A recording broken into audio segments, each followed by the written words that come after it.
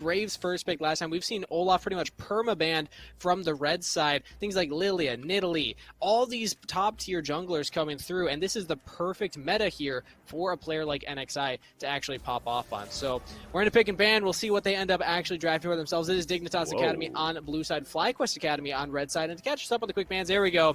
The Aphelios ban against Tomo. Dignitas Academy does not want to deal with that one.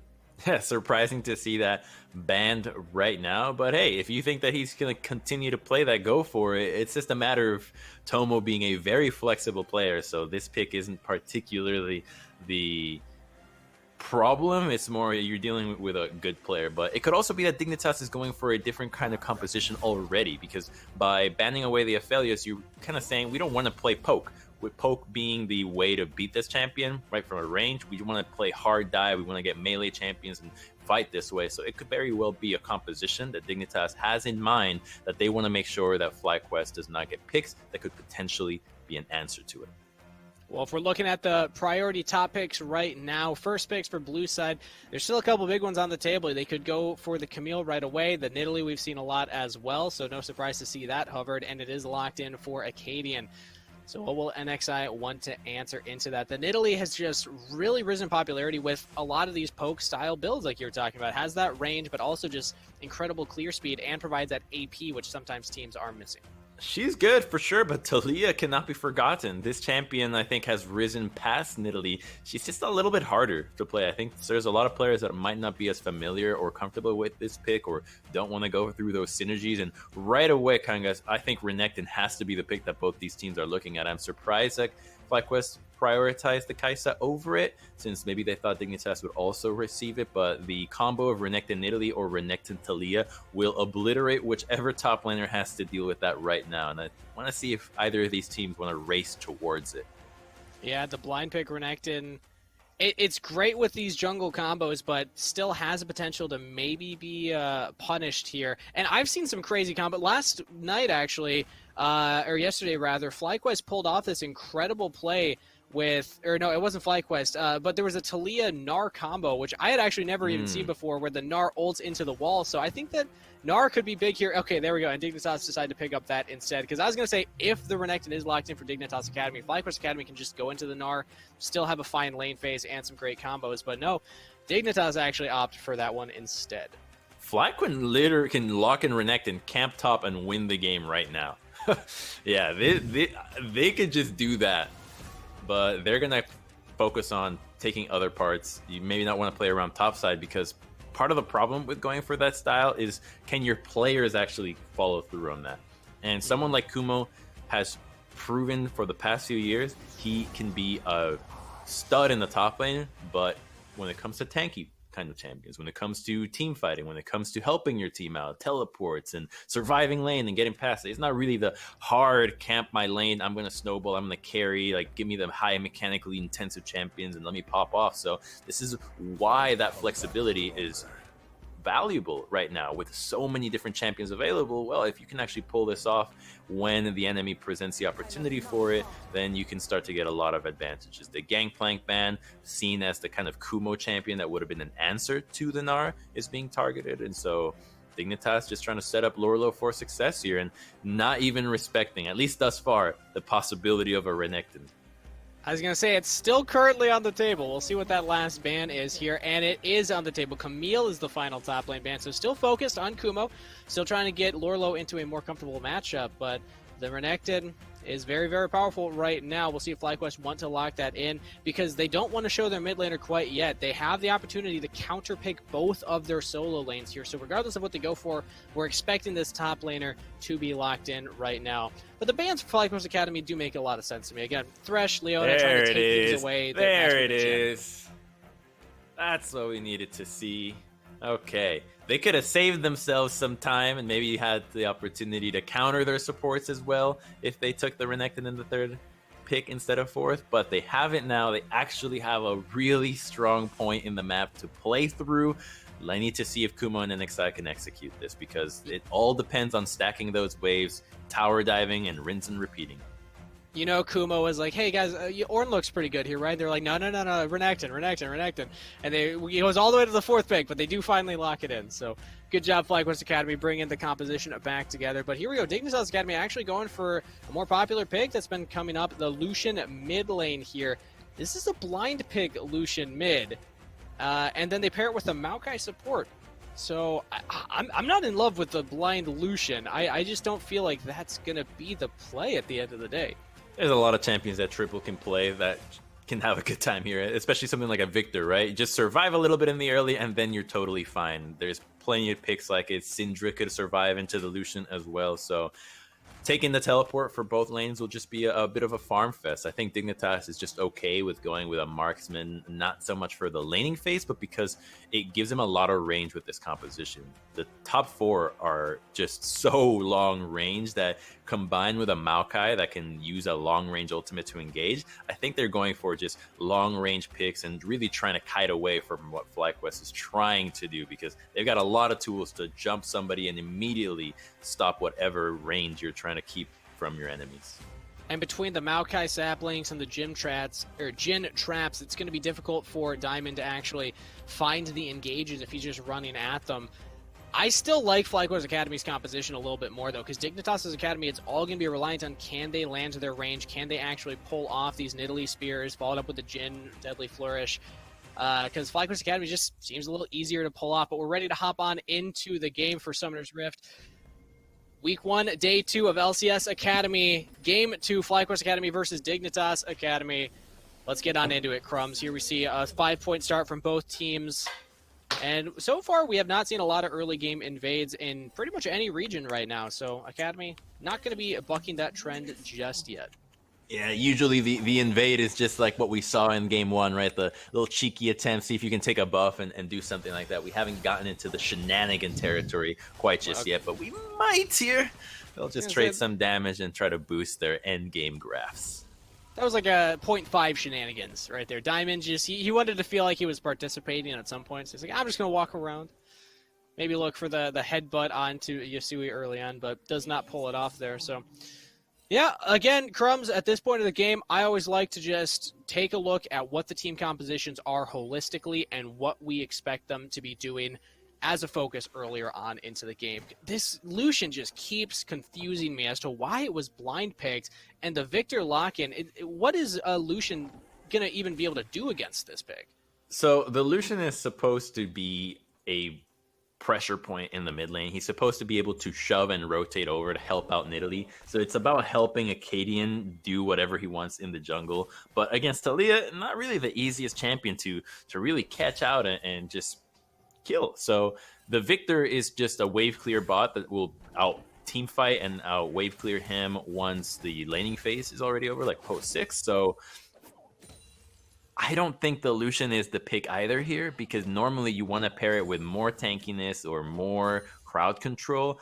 All it does is it increases the difficulty of execution for Dignitas. So if Yasui can pull it off, then okay, great. And he usually is the player to pull off these new kinds of champions. It's just you now really want JJ to get a good laning phase, not fall behind, and be able to reliably crowd control members. Because no matter how fed Yasui gets, there's not a lot of people that can actually set up the enemy in front of him so that he can hit them. And that's going to be the problem with the Lucian mid.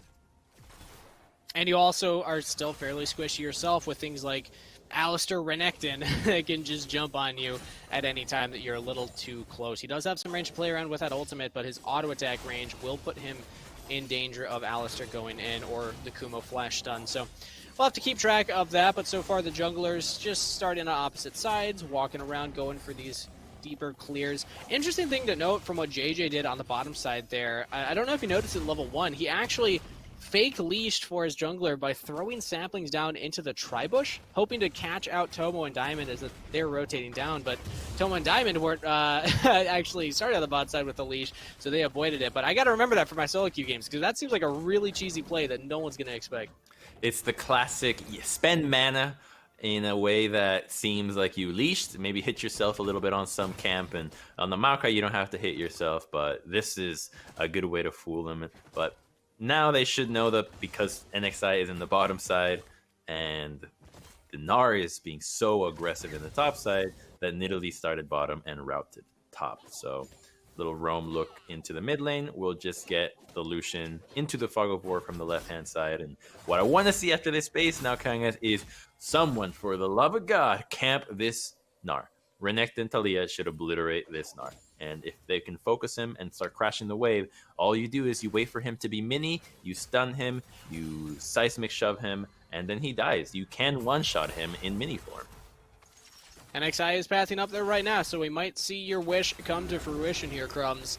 Yeah, not even going for those Krugs, just running straight into the lane. And as I say, that might veer up to the Krugs. Okay, never mind. He's going for the Krugs, but still in the neighborhood, looking for the potential gank up there, as Lorlo now has a slight freeze on his side of the lane, trying to play safe, trying to play defensive against Kumo, but it might just bounce back. So NXI, will he be able to pull off this first gank? Because Acadian's nowhere nearby. The Nidalee is just on the bottom half of the map, farming, just power trying clearing. to scale up.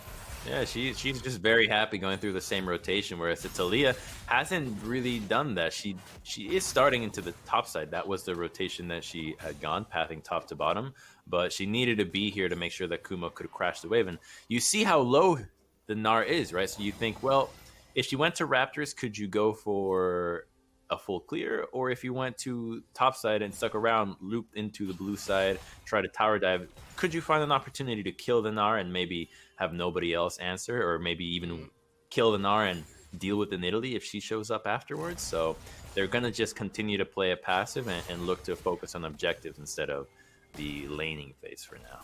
Well, Nidalee did show up on the top side, but Kumo was able to threaten Lorlo's health bar enough that they couldn't actually find the play.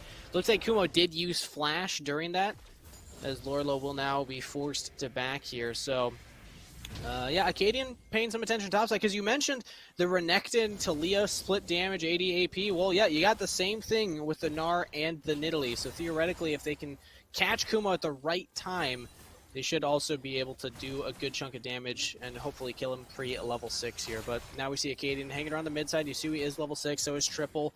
But Diamond has roamed up from the bottom half of the map, as Dragon Prio is over to FlyQuest Academy. So they know that the support has roamed as well, but this is just way too early right now with so much action happening. Oh, this is the shove. Looking for the fight instead of the objective secured, but this might be bad for Diamond as he's taking a lot of damage. A flash from JJ, a root follow-up, first blood to Acadian, and Dignitas Academy pull the trigger. That is a split call out of FlyQuest. You see that multiple plays are being made at the same time, and that is a non-working as a team.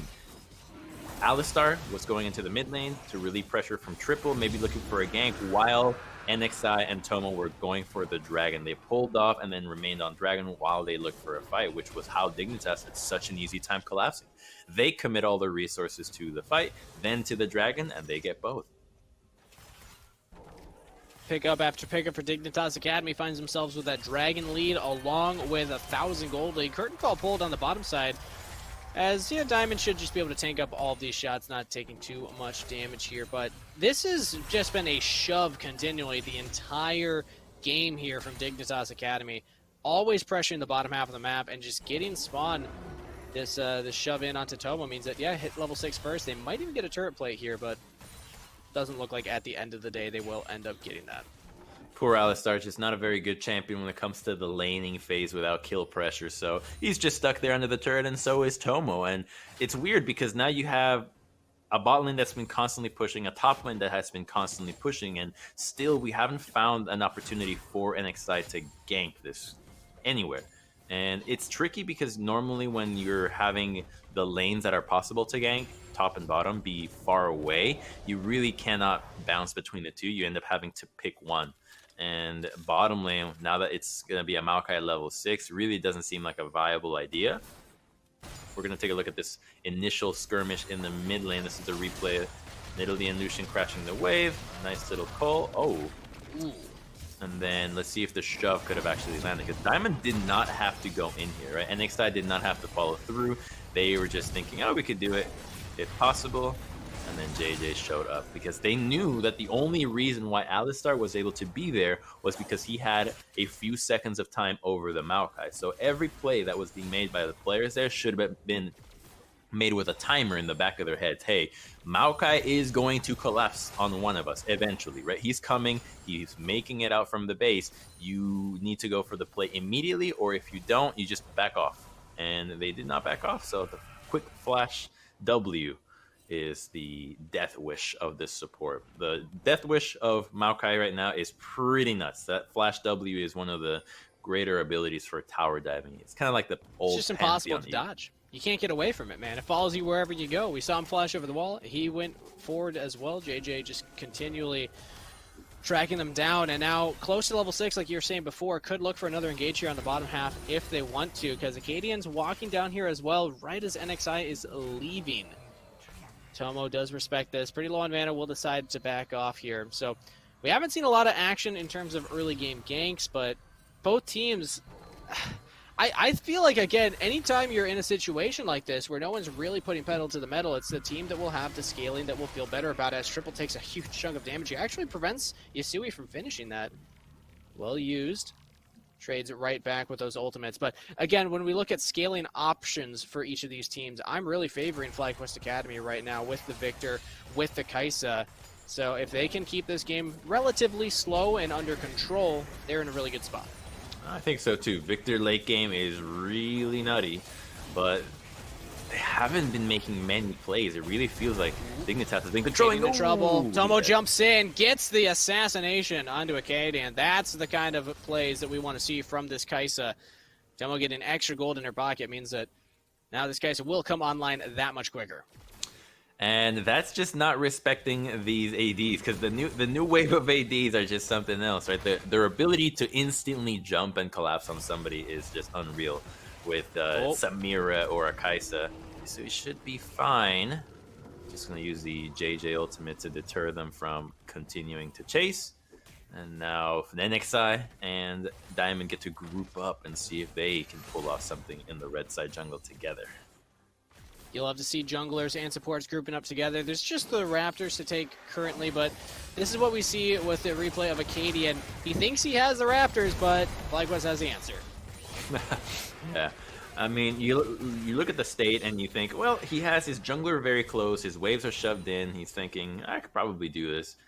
And just did not expect that Tomo was going to be pathing to mid lane from bottom before going down to the bottom lane.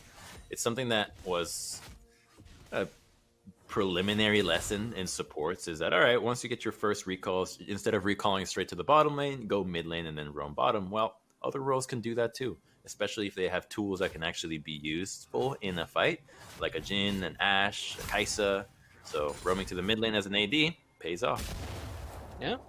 And this is how FlyQuest kind of played their game yesterday as well. If we look back, they didn't have this explosive early game. They didn't go for these crazy early plays. It was mostly reactive plays and just scaling up, letting Tomo get to these item power spikes. And right now, even Triple also doing just fine in the mid lane. The big thing is NXI not really having the big performance on Talia that I was expecting, known for having very quick clear on this current patch, but still behind Acadian by a decent chunk here. Ooh, also gets chunked, and will probably need to back and reset. So even further behind, his Dragon should be secured now by Dignitas Academy.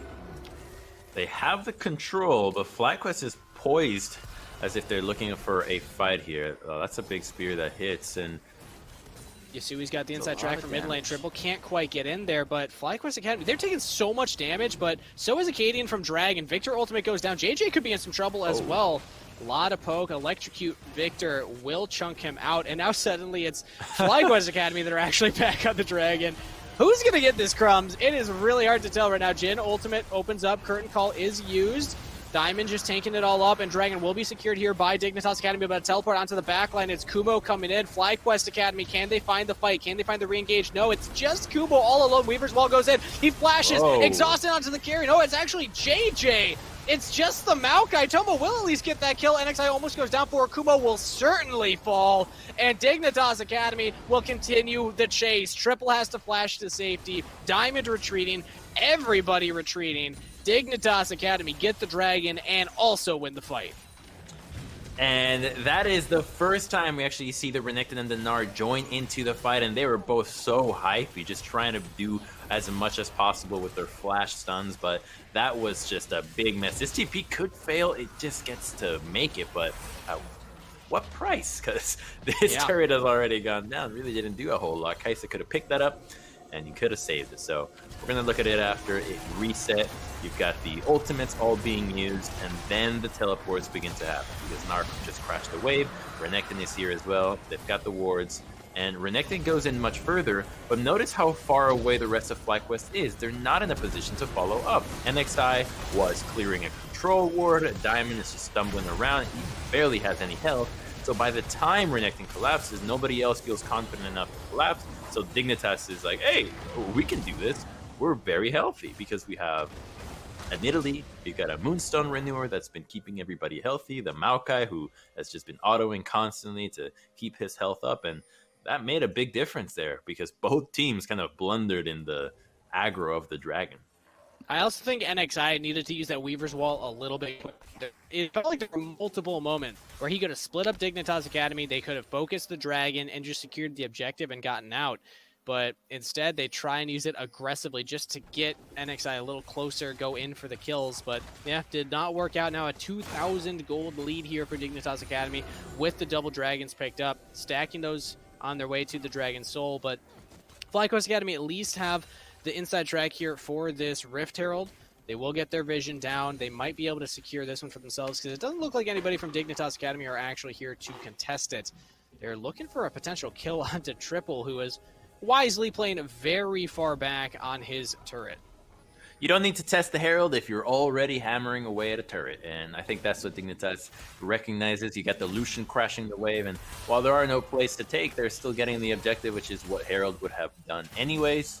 So they're totally okay with trading this, right? Already getting the turret, getting solo experience here, not needing to group up your teammates. And not needing to group up your solo lanes helps a ton in maintaining that experience lead that they currently have and CS lead over their counterparts. So I like that they don't see this objective as a must-have since they're already getting what they need on the map. It's always the argument of Rift Herald is potential turrets, whereas a turret is a turret. So you'll take that turret rather than the Rift Herald. Unless FlyQuest can turn this into 2, that would be the only advantage they have. Kumo looking for the stun, does find it. NXI has to land this seismic shove. Man. Not going to go for 16 minutes. It took 16 minutes to go to this lane. It's a long time. It's too late. You were a patient man, Crumbs. Was it worth it? Was it everything you expected it to be? It was not. You saw it was so close, right? If they just did it a little bit early, I mean, you can still pop him, but it's just not getting you turret. It's not getting you plates. It's not denying the Gnar. It's just something you can do now. So maybe next time around. NXI just got bored. He was like, let's just go check out topside, see what goes on over here. It has the Rift Herald, though, so can look for plays elsewhere on the map at this point. And while we're definitely out of laning phase, there's really no more, everyone's got their own turret plates and their own gold that they can earn from those. But the Rift Herald is still useful, especially if you're able to find a pick or win a team fight even. You can also drop it just to distract for this next dragon that's coming up in 45 seconds. So FlyQuest, they have options for what they want to use this objective for. Well, they've got the Renekton coming down as well, and so he's a good option to have, whose flash will be coming up for this dragon fight.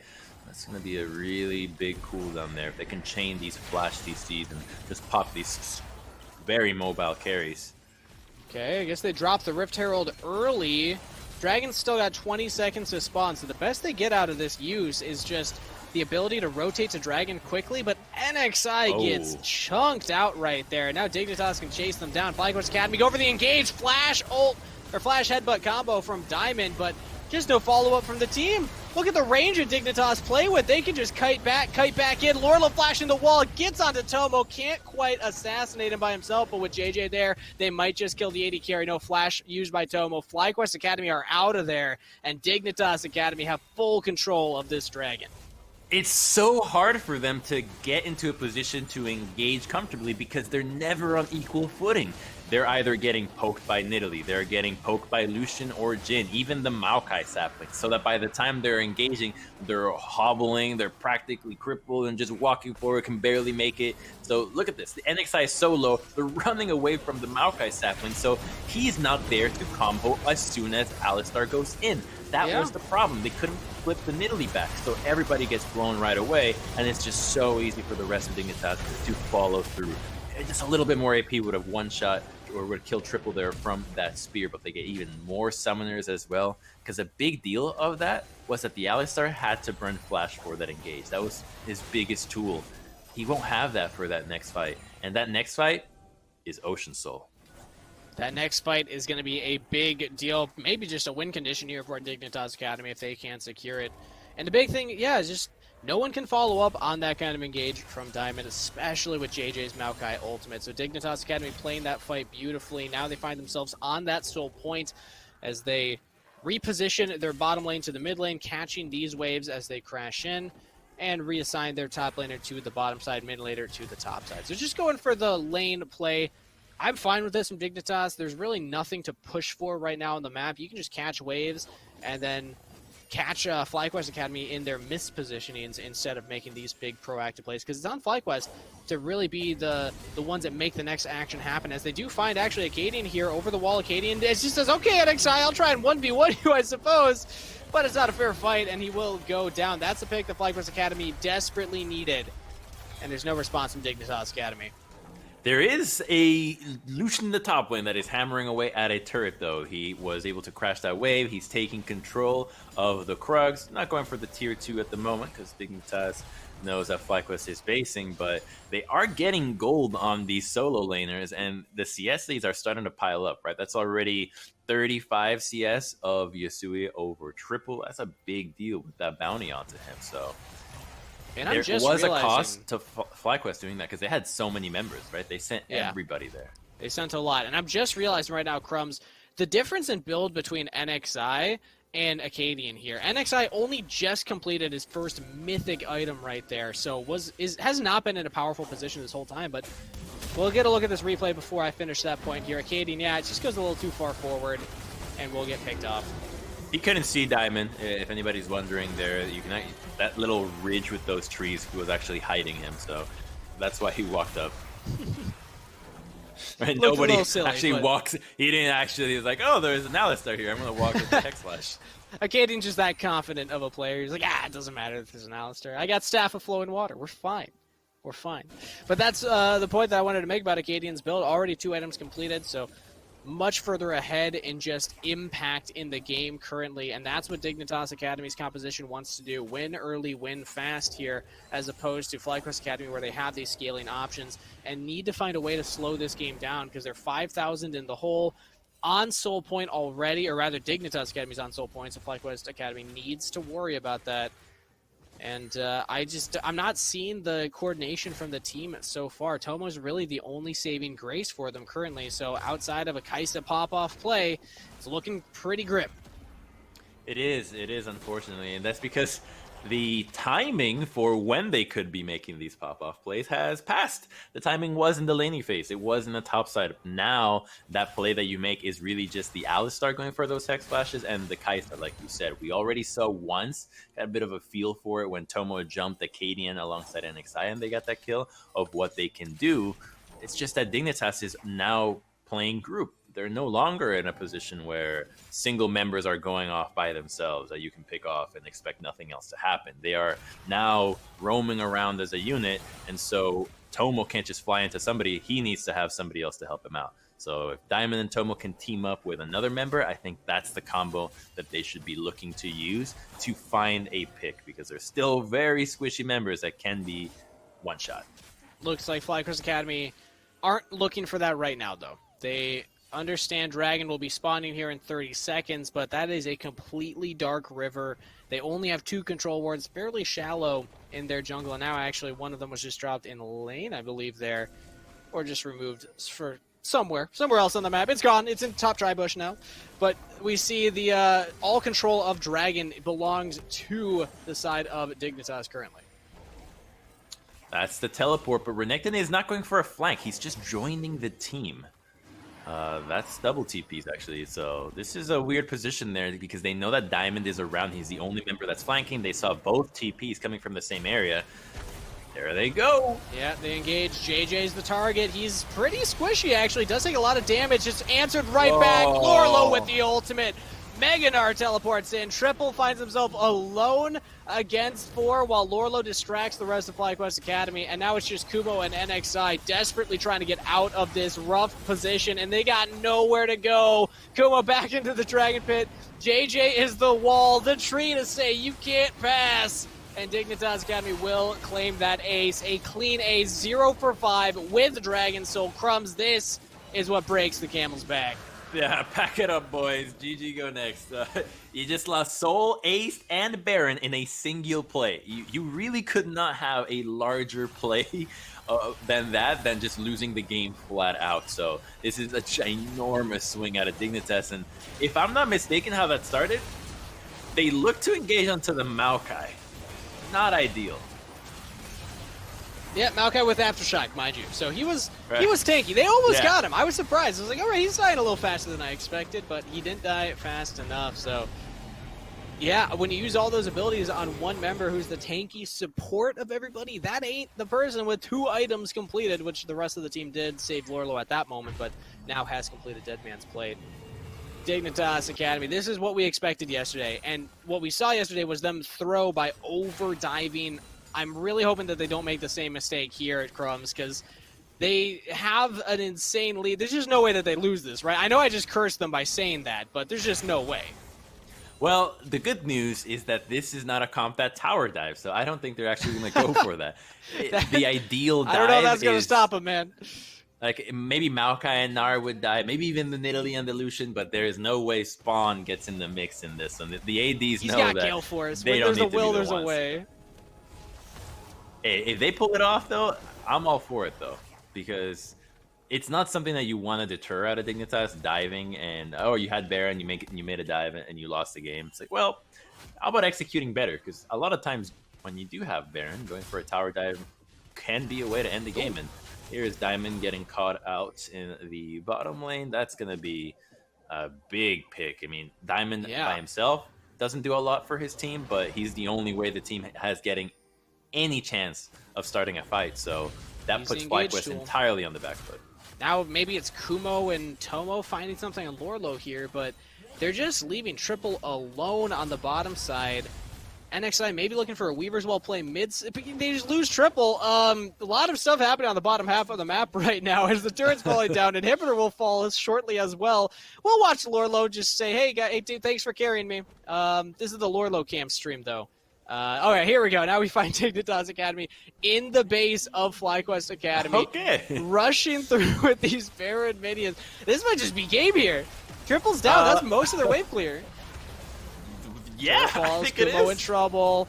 Diamond and NXI on the flank. They're looking for something desperate for any kind of engage, but the turrets are down already. Tomo almost falls as well. Kumo still under turret. They're just... I don't even know if FlyQuest Academy's attempting right now. They're looking for the desperation play almost onto Yasui, but they don't find it. Tomo will fall, and there's just nothing to be done in that moment. Dignitas Academy are too strong, too far ahead, and they will take down the final Nexus turrets and give Triple yet another kill, living up to the name with the 3 deaths, and Dignitas Academy will win their game 2. Nice and easy. 15-3. Ocean Soul, Baron. It almost was a perfect game there out of Dignitas. They knew where their strengths were. It's like, okay, yeah, keep playing with the Nidalee, keep playing with the bot, but really felt like so many of the fights where Dignitas made a mistake, FlyQuest made a mistake, and Dignitas doubled that mistake from their own recognition of it, right? You saw, oh, they're overextended, take everything, and they did that a few times and won easily because of it. Yeah, Dignitas Academy played their composition very well. I was very impressed with what they actually managed to do, because I didn't like that composition that much. There was a lot of range they were playing with, sure, but it just felt like if the game goes late, which their last game did, FlyQuest Academy have all these tools to just win these team fights straight up. But no, it actually turned into them just not really engaging, not really forcing anything. They just utilize that range, let Diamond engage onto them, throw out that Maokai ult, and then just blow up the Alistar and then start transitioning to the other members. And it's good to see teams coming in this early in the season executing their compositions to that level. There were definitely mistakes that still happened here or there. I'm looking at Acadian getting, I guess he still couldn't see the Alistar, but Diamond getting that flash on him engage. But overall, that was a fairly clean game from Dignitas Academy. It was. It really was. Now, what happens when FlyQuest camps top? What happens when FlyQuest utilizes a game plan that's built into the champions and develops a Renekton that's a complete menace? I think that would be the change that would make Dignitas's easy win a little bit harder, because I think they should have anticipated that there was going to be some action in that lane. There wasn't, and I think they got lucky because of it. Yeah, when we look at NXI's playstyle in particular and how he developed an amateur on 100 Thieves Next, it oftentimes wasn't NXI playing to laners and getting them ahead. It was laners having priority and playing to him. And going for these invades, fighting the enemy jungler, skirmishing. And we just didn't see any of that in this game, and there really wasn't an opportunity for that to happen given the drafts. Victor's not going to get the hard shove against Lucian early on because he's got mana issues and needs a little bit of time to scale before he can really help out in that department. Bot lane was always shoved in. His top lane, he didn't go for those early plays because NXI isn't the type of player that looks for those. And also, we highlighted Kumo, not the type of player to really take full advantage of a Renekton. So there were areas where I think FlyQuest Academy had great draft and had great opportunities, but they just didn't play to their players' strengths at the end of the day.